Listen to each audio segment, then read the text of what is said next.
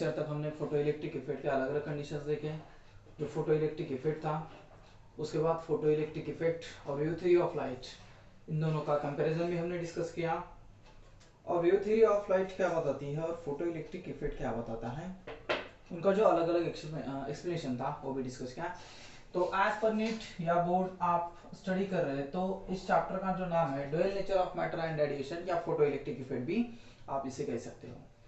तो मेरा चैनल आप देख रहे हैं श्री सूर्य से नाम का चैनल, आप सब्सक्राइब कीजिए, लाइक कीजिए और शेयर कीजिए, तो इससे आपको अलग अलग वीडियोस देखने को मिलेंगे। तो आज के लेक्चर में हम डिस्कस करेंगे Einstein explanation of photo electric effect. Photo electric effect हमने टोटली डिस्कस किया।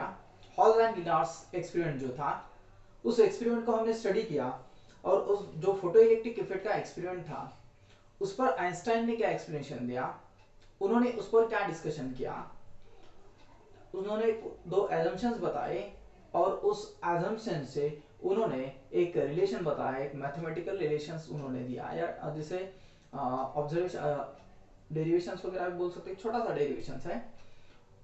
और उस डेरिवेशन से उन्होंने एक कंक्लूजन निकाला, एक कंक्लूड्स निकाला जो फोटो इलेक्ट्रिक इफेक्ट था, उस पर उन्होंने डिस्कशन किया आइंस्टाइन ने। तो आज के लेक्चर में हम वही डिस्कस करने वाले हैं कि Einstein explanation of photo electric effect, उसमें उन्होंने दो एजम्पशंस दिए। क्या एजम्पशन दिए? सिंपल है, आज तक हमने जो स्टडी किया है उस पर ही हम आज फिर से एक बार उनका जो डिस्कशन है उस तरफ ही जाता है, टोटली जो हॉल्स और लिनार्स का एक्सपेरिमेंट था उस तरफ ही। तो उन्होंने एजम्पशंस बताए और उस एजम्पशन से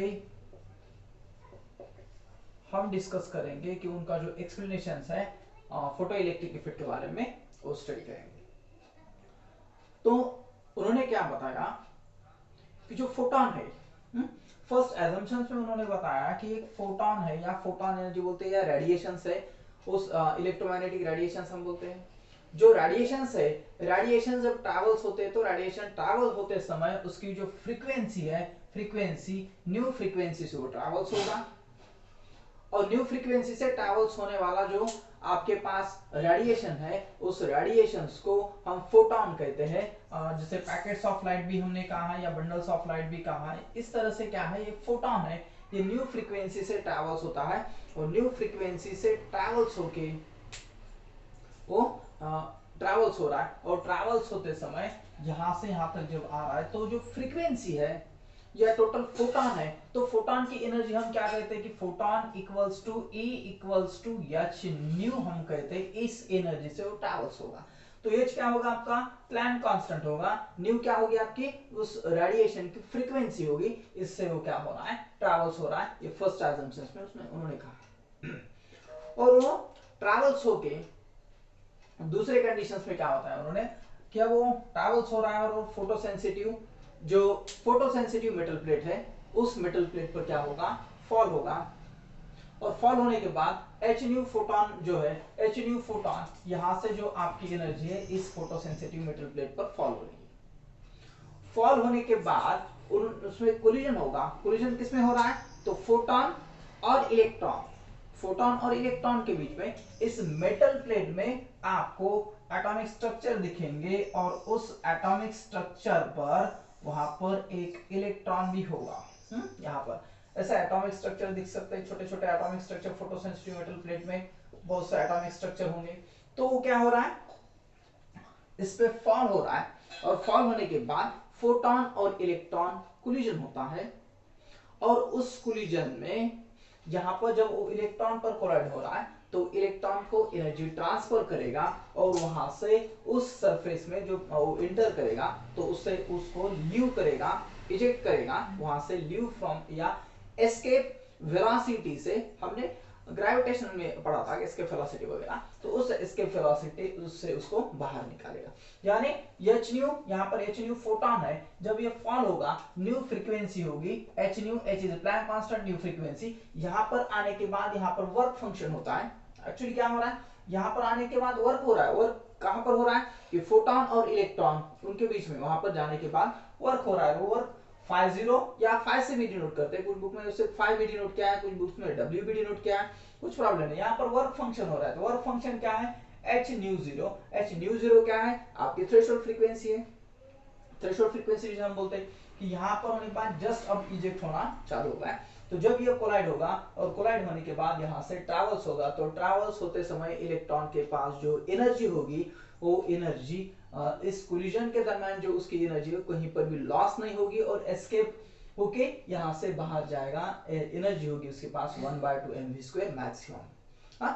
उस काइनेटिक एनर्जी के साथ वो क्या होगा, एस्केप हो जाएगा, वहां से एस्केप हो जाएगा, इसलिए 1/2 mv² मैक्सिमम। इसे हम क्या कहते हैं, फोटो इलेक्ट्रॉन, यानी फोटॉन्स और इलेक्ट्रॉन उनका कोलिजन और यहाँ से इजेक्ट होने वाला जो होगा फोटो इलेक्ट्रॉन हम कहेंगे।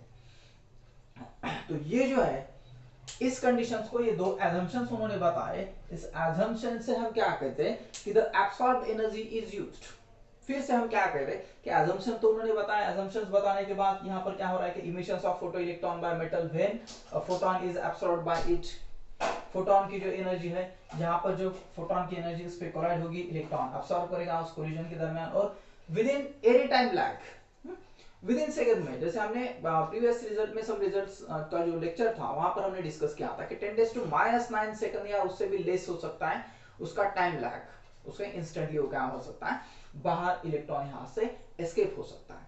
तो ये जो है, तो इस एजम्पशन से और क्या क्या कंडीशंस हम बता सकते हैं कि जब ये यहां पर आएगा, यहां पर ऐसे फोटोन फॉल हो रहा है, यहां पर फॉल हो रहा है, तो फॉल होने के बाद ये जो फोटोन एनर्जी, इलेक्ट्रॉन जो यहाँ पर फोटोन एनर्जी, इलेक्ट्रॉन जो कोलिजन हो रहा है, तो absorbed energy is used by electron. कौन एब्सॉर्ब कर रहा है, तो इलेक्ट्रॉन यहाँ पर एनर्जी एब्सॉर्ब कर, ये फोटो सेंसिटिव मेटल प्लेट है टोटल, यहाँ पर नंबर ऑफ एटम्स होंगे, फ्री इलेक्ट्रॉन्स भी होंगे। तो जब ये यहाँ पर एटम्स पर फॉल हो रहा है, उसके अंदर जब फॉल हो रहा है, तो इलेक्ट्रॉन एनर्जी एब्सॉर्ब कर रहा है। The absorbed energy is used electron from the incident radiations या incident photon, जब फोटोन इंसिडेंट फोटोन हो रहा है तो वहां से इलेक्ट्रॉन एनर्जी एब्सॉर्ब करेगा और वो दो तरह से यूज करेगा, यूज्ड इन टू वेज। तो क्या करेगा, दो पार्ट में यूज करेगा। तो हम देखेंगे कि एनर्जी वो कैसे यूज करता है। इलेक्ट्रॉन एनर्जी यहाँ से फॉल होगा, इलेक्ट्रॉन एनर्जी एब्सॉर्ब करेगा और इलेक्ट्रॉन एनर्जी एब्सॉर्ब करने के बाद दो वेज में वो यूज करेगा। कौन सा वेज होगा, तो पहला फर्स्ट वेज होगा आपका जो टू वेज में बता रहा हूं, टू वेज। फर्स्ट वेज क्या होगा, a part of this energy, इस फोटोन ने जो एनर्जी इसको दी है, the part of energy is used by the electron liberating itself from the atom, liberating itself from the atom, liberating. अब क्या हो रहा है, ये लिबरेट हो रहा है या लिबरेटिंग बोल सकते हैं हम, liberating itself, liberating itself from the atom, from the atom. यानी ये जो एटॉमिक स्ट्रक्चर यहां पर होता है, यहां पर जब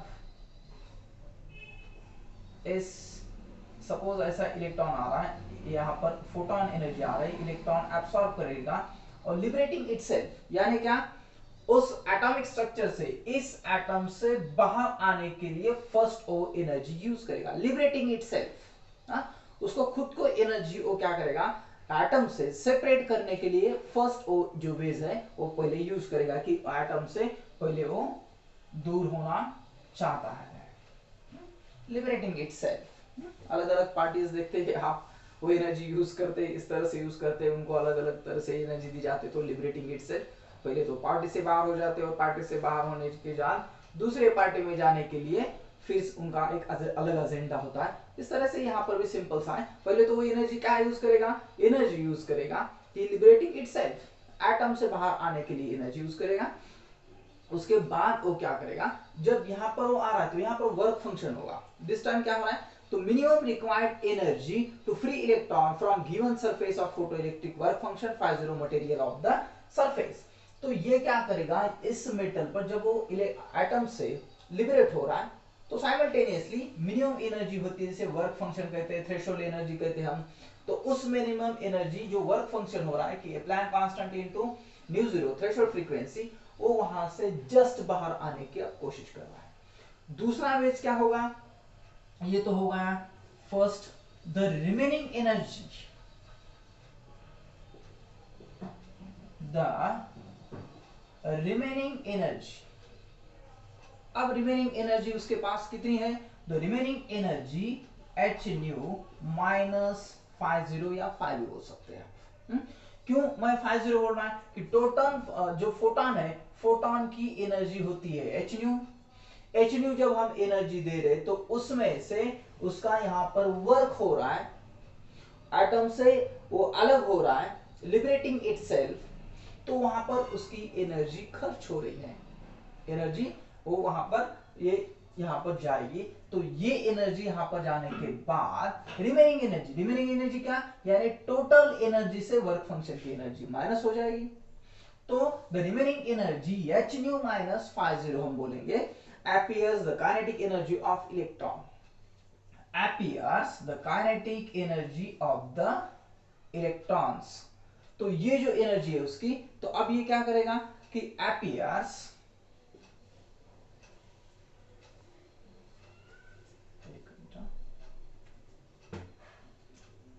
appears kinetic energy, appears as kinetic energy of electron, appears as kinetic energy of electrons, as kinetic energy of electron. तो यहां से ये दूसरा अब क्या करेगा कि रिमेनिंग एनर्जी यहां से बाहर निकालने के लिए यूज करेगा, और वो एनर्जी कितनी होगी, तो उस इलेक्ट्रॉन की काइनेटिक एनर्जी होगी, उस इलेक्ट्रॉन की काइनेटिक एनर्जी होगी। तो उस इनसाइड द वो अब बाहर हो रहा है, तो जहां पर जब ये इलेक्ट्रॉन यहां पर, अब ये यहां पर तो वर्क फंक्शन के लिए यूज की उसने, लिबरेट होने के लिए यूज की एनर्जी, लेकिन वो जब बाहर जा रहा है तो अब वो कोई एनर्जी यूज लॉस नहीं करेगा, और टोटली वो एनर्जी काइनेटिक एनर्जी मैक्सिमम उस फॉर्म में वो ट्रैवल्स हो जाएगा, escape with maximum kinetic energy. तो कोलिजन के वक्त उसकी एनर्जी लॉस नहीं होगी, electron does not lose any part of this energy in collision inside the surface and escape with maximum kinetic energy। और उस maximum kinetic energy को मैं यहाँ पर लिखता हूँ और उससे हम टोटल रिलेशंस बनाते हैं। कि ये तो हो गया आपका assumptions हो गया, दो वेज में इसने एनर्जी भी यूज की, लेकिन जो फंक्शंस है एक्चुअली उन्होंने क्या किया और उनको क्या क्या लगा, थोड़ा सा हम डिस्कस करते हैं, थोड़ा सा फास्ट लेता हूँ, इजी सा पॉइंट है। तो यहाँ पर जब इलेक्ट्रॉन ट्रैवल्स हो रहा है तो इलेक्ट्रॉन कितना एनर्जी लेके जा रहा है, 1/2 mv² maximum equals to remaining part of energy. दूसरे वेज में हमने यूज की थी, यहाँ पर क्या किया हमने, एच न्यू माइनस 50, इसे कहेंगे हम equation number first, where m is the mass of electron, m is the mass of electron and v is the maximum velocity of electron, m is the mass of electron, v is the maximum velocity of electron। ये हो गई, ये हो गया electron का मास, ये हो गई इलेक्ट्रॉन की velocity equals to h nu minus 50, जो दूसरे वेज में हमने एनर्जी डिस्कस की उसके बारे में। फ्रॉम इक्वेशन वी हैव, इसको ऐसा भी लिख सकते हैं हम, फ्रॉम इक्वेशंस यानी क्या, इसके पहले हमने कुछ इक्वेशंस डिस्कस किए थे। क्या इक्वेशंस डिस्कस किए थे, तो ये इक्वेशंस हमने एक देखा था, कौन सा इक्वेशंस था, तो 1/2 mv² इक्वल्स टू E0 बोल सकते हैं आप, या EVS हमने ऐसा भी लिखा था, electron hold stopping potential into electron equals to kinetic energy, हमने फोटो इलेक्ट्रिक इफेक्ट के एक्सपेरिमेंट में ये टोटली डिस्कस किया था। या इसे हम ऐसा भी लिख सकते हैं, इलेक्ट्रॉन होल्ड, ये जो स्टॉपिंग पोटेंशियल है, V0 स्टॉपिंग पोटेंशियल बोल सकते हैं आप, या V to the base S से भी बोल सकते हैं, अलग अलग उसने अलग अलग दिया, लेकिन कंफ्यूज होने की जरूरत नहीं। इलेक्ट्रॉन होल्ड इक्वल्स टू, अगर ये इक्वेशंस है तो इसे हम ऐसा भी लिख सकते हैं, क्योंकि 1/2 mv² equals to h nu maximum, ये हो गया, यहाँ पर आप मैक्स भी लिख सकते हैं, ये मैक्स। तो EV0 इक्वल्स टू, ये भी लिख सकते हैं, अगर इसके साथ ये है तो इसके साथ ये भी लिख सकते हैं हम। तो ये हो गया आपका h nu minus 50 हो गया, ये हो गया इक्वेशंस। इसे कहेंगे हम इक्वेशन नंबर सेकंड बोल सकते हैं, equation number second. We can now explain all the characteristics of photoelectric effect with the help of Einstein photoelectric equations। उन्होंने जो फोटोइलेक्ट्रिक इफेक्ट था, फोटोइलेक्ट्रिक इफेक्ट के जो टोटल एक्सपेरिमेंट था उसके बारे में डिस्कस किया। तो यहाँ पर हम बता सकते हैं कि जब फोटोइलेक्ट्रिक इफेक्ट एक्सपेरिमेंट हो रहा है तो एक्सपेरिमेंट जब मेटल पर फोटो सेंसिटिव मेटल प्लेट पर जो फोटोन है धीरे धीरे यहाँ पर आना कम हो दिया, या incident radiation, if the frequency of incident radiation is decreased, धीरे धीरे हमने क्या की, कम की, is decreased, the kinetic energy of photo electron is also decreases. यहाँ पर अगर ये डिक्रीज हो गया तो यहाँ से बाहर आने वाले जो इलेक्ट्रॉन्स होंगे तो इलेक्ट्रॉन्स की एनर्जी भी क्या हो सकती है, mv² जो है तो वो क्या हो जाएगी, धीरे धीरे डिक्रीज हो जाएगी। ये डिक्रीज हो गया तो ये जो इलेक्ट्रॉन्स है इसकी एनर्जी क्या हो जाएगी, डिक्रीज हो जाएगी, और finally become zero particular frequency से न्यू जीरो। और एक पर्टिकुलर फ्रीक्वेंसी आएगी, उस पर्टिकुलर फ्रीक्वेंसी को ये काइनेटिक एनर्जी क्या हो जाएगी, जीरो से न्यू जीरो। न्यू जीरो को हम क्या कहते हैं, थ्रेशोल्ड फ्रीक्वेंसी भी कहते हैं। Nu zero is called as threshold frequency. Thus when now nu equals to nu zero then kinetic energy, तो इस वक्त काइनेटिक एनर्जी क्या है आपकी, जीरो हो जाएगी। देन काइनेटिक एनर्जी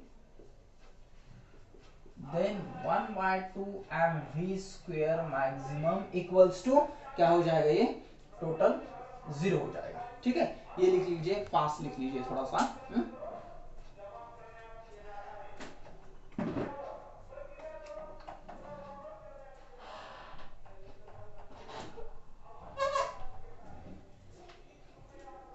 ठीक है, लिख लिया। ठीक है, थोड़ा सा यहाँ पर फास्ट लेता हूं मैं। Therefore from equation 1 we get, therefore from equation number 1, therefore from equation number 1 we get, equation number जो आपका फर्स्ट है उस इक्वेशन फर्स्ट से हम क्या करेंगे, डिस्कस करेंगे। तो अब क्या होगा, इक्वेशन फर्स्ट अगर ये जीरो है तो यहाँ पर भी क्या हो जाएगा आपका zero, zero equals to h nu minus five zero, ये हो जाएगा आपका इक्वेशन। और क्या हो जाएगा, और five zero work function five zero equals to कितना लिख सकते हैं आप, तो फाइव जीरो को सॉरी ये हो गया एच न्यू जीरो। ये क्या हो जाएगा, फ्रॉम इक्वेशन 1 इससे क्या लिख सकते हैं हम, जीरो इक्वल्स टू, ये जो इक्वेशंस है इसको क्या लिख सकते हैं हम, जीरो इक्वल्स टू, ये होगा, ये nu equals to nu zero हमने लिखा, तो यहाँ पर zero equals to h nu zero लिख सकते हैं, फाइव जीरो, तो ये फाइव जीरो क्या हो गया आपका एच न्यू जीरो हो जाएगा, ये माइनस कर, ये हो गया five equals to h nu zero. तो इसे कह सकते हैं हम इक्वेशन हो गया ये सेकंड, ये हो गया आपका इक्वेशन नंबर 3। तो therefore Einstein equation can be written as, तो ये जो आइंस्टाइन का ये जो ऊपर का इक्वेशंस है हम फिर से उसे डिस्कस करेंगे। Therefore Einstein's equation can be written as, तो क्या हो जाएगा, इसे हम लिख सकते हैं, ये जो इक्वेशंस है can be written as 1/2 mv² maximum equals to, अब क्या लिख सकते हैं, ये जो कंडीशंस है ये हो गया आपका इक्वेशंस एच न्यू माइनस, और 50 के जगह पर हम क्या लिख सकते हैं, एच न्यू जीरो। तो इसमें से क्या कॉमन निकाल सकते हैं हम, एच कॉमन निकाल सकते हैं, और क्या रहेगा आपके पास, फटाक से लिख सकते हैं आप, न्यू माइनस न्यू जीरो आपके पास रहेगा, न्यू माइनस न्यू जीरो, इसे बोल सकते हैं हम इक्वेशन नंबर 4 बोल सकते हैं। तो ये टर्म हो गई आपकी, तो यहाँ पर फिर से लिखता हूं मैं 1/2 mv² maximum equals to h nu minus nu zero. ठीक है, ये हो गया आपका equations. It is clear from this equation that, तो इस इक्वेशन से हम क्या बता सकते हैं, ये जो इक्वेशंस है इसे मैं यहाँ पर लिखता हूँ इक्वेशन नंबर 4।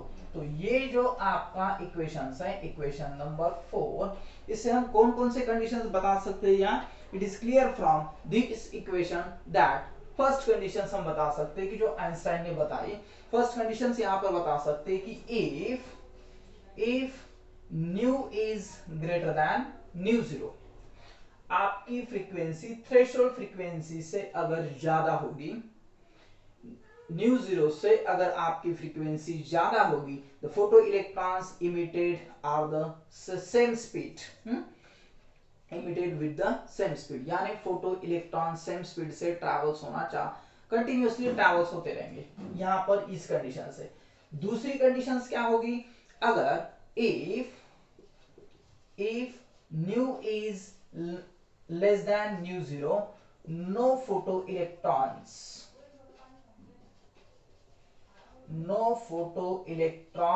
emitted, यहां पर फोटो इलेक्ट्रॉन्स इमिट नहीं होंगे, नो फोटो इलेक्ट्रॉन्स इमिटेड। और तीसरी कंडीशंस क्या होगी, अगर थर्ड कंडीशंस हम यहां पर बता सकते, if nu is less than nu equals to nu equals to nu zero, the photoelectron just emitted with zero kinetic energy, the photoelectron just emitted, the photoelectrons just emitted with zero, ये ध्यान में रखिए, with zero kinetic energy. अगर ये हो गया तो यहां पर जस्ट इमिट होना चालू हो जाएंगे और वहां पर उसकी एनर्जी क्या होगी, जीरो होगी। This is an agreement with experimental result. तो यहां पर आप देखिए, अगर आपकी फ्रीक्वेंसी न्यू जीरो से ज्यादा होगी तो सेम वेलोसिटी से यहां पर इलेक्ट्रॉन क्या होते रहेंगे, फोटो इलेक्ट्रॉन्स ट्रैवल्स होते रहेंगे कंटिन्यूअसली। अगर आपकी फ्रीक्वेंसी थ्रेशोल्ड फ्रीक्वेंसी से कम है तो फोटो इलेक्ट्रॉन्स इजेक्ट होंगे नहीं, फोटो इलेक्ट्रॉन्स वहां से बाहर नहीं निकलेंगे, एस्केप नहीं होंगे, और अगर ये होगा तो जस्ट वहां पर प्रोसेस होना चालू होता है। तो ये डिफरेंट कंडीशंस यहाँ पर Einstein explanations of photo electric effect में हमने डिस्कस किए। तो एक सिंपल सा टॉपिक है, और ये जो टॉपिक है पूरा dual nature of radiation and matter या फोटो इलेक्ट्रिक इफेक्ट, सिंपल सा टॉपिक है। और ये भी जो पॉइंट है इजी पॉइंट है, आप फोटो इलेक्ट्रिक इफेक्ट टोटली ध्यान से या ठीक से पढ़िए तो आपको पूरा ये चैप्टर धीरे धीरे ध्यान में आता है। तो ये भी एक अहम पॉइंट है, इस चैप्टर का एक अहम हिस्सा है, तो ये भी पूरा पॉइंट ध्यान से पढ़िए। और मेरे अलग अलग वीडियोस देखने के लिए सब्सक्राइब करना, लाइक करना और शेयर करना मत भूलिए। तो आज के लिए हम यहीं पर रुकते हैं। Okay bye.